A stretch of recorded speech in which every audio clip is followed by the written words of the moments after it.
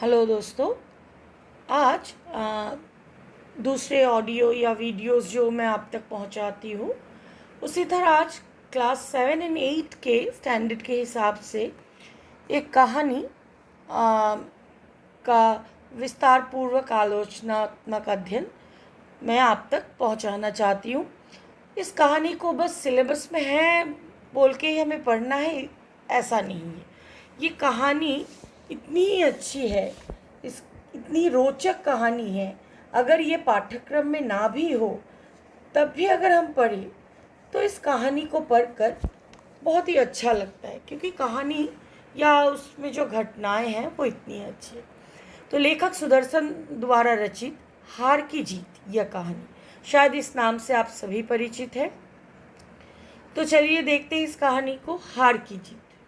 अगर इस कहानी को हम देखें तो यह कहानी हृदय परिवर्तन, कहा जाता है ना, कभी कभी इंसान का मन अचानक बदल जाता है, मतलब like this was not expected from him but suddenly it happens, मतलब उसका मन बदल गया। ऐसा कुछ हुआ, एक कठोर क्रूर आदमी भी बदल जाता है। जैसे कि सेल्फिश जायंट में हम लोगों ने देखा, उस बच्चे को देखकर वह दानव कैसे पिघल जाता है, उसका मन कैसे बदल जाता है। उसके बगीचे में कभी बसंत नहीं आता था, लेकिन उसके मन परिवर्तन से जैसे उसने बच्चों को आने दिया, तुरंत उस बगीचे में बसंत आ गया। तो इस तरह मन एक ऐसा चीज़ है जो कब बदल जाए, और अगर व्यक्ति बहुत ही कठोर और क्रूर हो तब तो मानो ये सच में अद्भुत होता है। तो चलिए इस कहानी में हम देखते हैं पात्र जो है वो है एक घोड़ा सुल्तान और डाकू खड़क सिंह, और यहाँ पे एक बाबा जी है जो इस घोड़े की देखभाल करते, बाबा भारती। तो कहानी कुछ ऐसी है कि बाबा भारती के पास जो घोड़ा था सुल्तान, वो मानो उनके लिए घोड़ा मात्र नहीं था, वो उनके लिए उनके पुत्र समान था।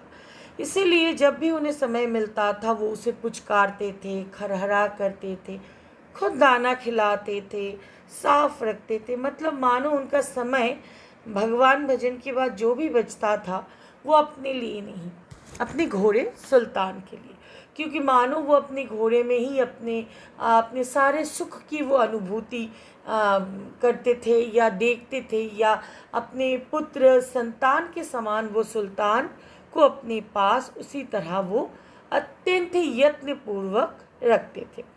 मतलब मानो सुल्तान के लिए वो किसी भी तरह किसी के साथ कॉम्प्रोमाइज़ नहीं कर सकते हैं, ऐसा ही था। तो सुल्तान जो है बांका घोड़ा, बांका हम किसे कहेंगे, वह घोड़ा जो बहुत ही लंबा चौड़ा स्ट्रॉन्ग स्टाउट हो, जब वो दौड़ता है तो लगता है जैसे वो हवा से बातें करते हुए वो गैलप कर रहा हो। तो इस तरह एक अच्छी मतलब अच्छा जो घोड़ा है, और उसमें जो सारे विशेषण या उसके जो सारे गुण होते हैं, जो जो हो, मतलब एक मतलब घोड़ा में जैसे जैसे गुण होने से उसके जो मालिक हैं उन्हें अच्छा लगेगा, लोग भी उस घोड़े की ओर देखेंगे। सुल्तान मानो ऐसा ही घोड़ा था, जिसे देखकर देखने वाले देखते ही रह जाते थे और दंग रह जाते थे।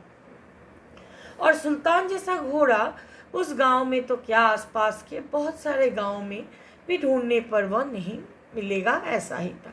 इसलिए सुल्तान को देखकर सभी जो है बाबा भारती का सीना तो गर्व से चौड़ा हो ही जाता था, और साथ ही आसपास के लोग भी उसकी खूब प्रशंसा करते थे। एक दिन क्या होता यह बात कि ऐसे एक साधु बाबा है जिनके पास एक ऐसा घोड़ा है, और ये बात पहुंच जाती है उसी इलाके के प्रसिद्ध डाकू खड़क सिंह के पास। ठीक है, खड़क सिंह के पास, जो कि उस इलाके में प्रसिद्ध डाकू था। प्रसिद्ध मतलब ये नहीं कि उसकी अच्छाई से, मतलब लूट मार करना, लोगों को डराना धमकाना। तो जैसे ही डाकू के कानों तक ये बात पहुंचती कि ऐसा घोड़ा है, तो वो तो एक आश्चर्यचकित ही हो जाते हैं कि ऐसा घोड़ा और मेरे पास ना होकर एक साधु के पास है, उनके पास मतलब उनको इस घोड़े से क्या काम है। तो वो बेचैन हो उठते, व्याकुल हो उठते कि चलिए घोड़ा देखना है, और वो चल पड़ते बाबा जी के पास उस घोड़े को देखने के लिए। अब बाबा जी तो मतलब वो तो बाबा भारती तो खुश हो जाएंगे ही। अपने घोड़े को वो बहुत एकदम मतलब अपना सीना चौड़ा करके अपने घोड़े का प्रदर्शन लाइक डेमोन्स्ट्रेशन वो देते हैं किसके सामने? डाकू के सामने, डाकू खड़क सिंह के सामने। खड़क सिंह ने जैसे सिर झुकाकर, जैसे ही वो बाबा भारती ने पूछा खड़क सिंह क्या हाल है, क्योंकि वो पहचानते थे, उन्होंने कहा बढ़िया, आपकी दया है। कहो इधर कैसे आ गए, सुल्तान की चाह खींच लाई। अब उनसे रहा नहीं गया, वो कह देते हैं कि सुल्तान की चाह खींच लाई। बाबा भारती कहते हैं कि सच में मेरा सुल्तान तो अद्भुत है, विचित्र है, देखने वाला तो उसे देखते ही रह जाता है।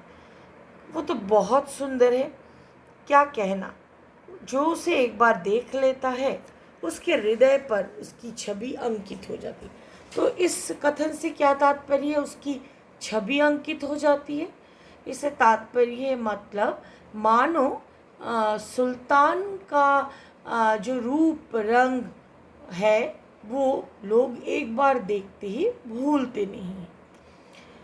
तब खड़क सिंह कहते कि बहुत दिनों की अभिलाषा, अभिलाषा मतलब इच्छा, मैं आपके घोड़े को देखना चाहता हूँ। तो बाबा भारती एकदम उसे लेकर चले जाते अस्तबल, अस्तबल मतलब हॉस्टेबल, जहाँ घोड़ों को रखा जाता है, जहाँ उसे दाना पानी उसका दिया जाता है।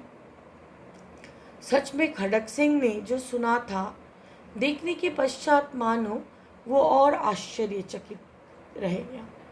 वो घोड़े को देखकर, क्योंकि डाकू है, बहुत घोड़ा उसने देखा है, लेकिन इस जैसा नहीं।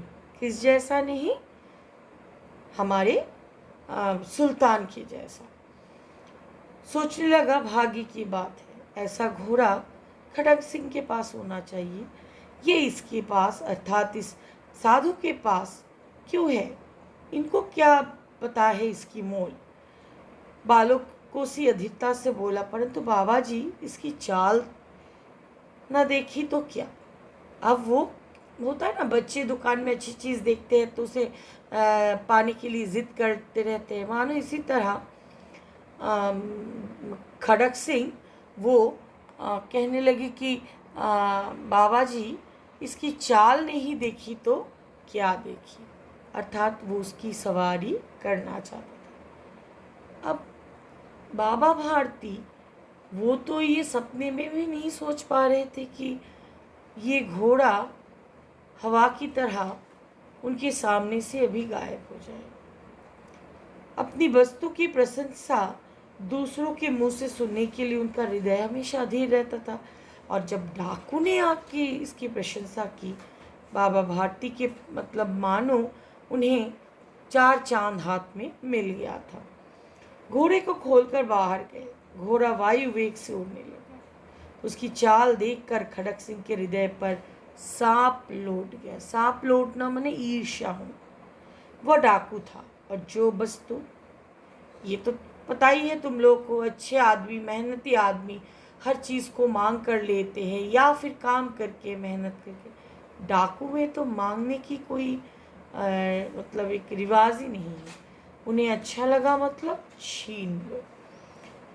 और उसके पास बाहुबल है, शक्ति है, लोग उससे डरते हैं, और वो जाते जाते बाबा भारती को एक बात कह जाते हैं। मतलब जैसे ही चाल देखी, अब उससे और रहा नहीं। बाबा भारती से वो क्या कहते हैं जिससे बाबा भारती का हृदय मानो कांप उठता है। वो विश्वास ही नहीं कर पा रहे कि ऐसा भी हो सकता है। बाबा जी, मैं ये घोड़ा आपके पास रहने ना दूंगा, अर्थात ये घोड़ा आपके पास अब और रहेगा नहीं। तो इस बात को सुनकर सोचो उस व्यक्ति पर क्या गुजर रहा है जिसके लिए वो घोड़ा एक प्राणी, पशु नहीं है, वो उसके लिए संतान के समान है। और वहाँ आज एक डाकू पल भर के लिए वहाँ आकर ये कहकर चला जाता है कि ये घोड़ा अब और उनके पास रहने नहीं देगा।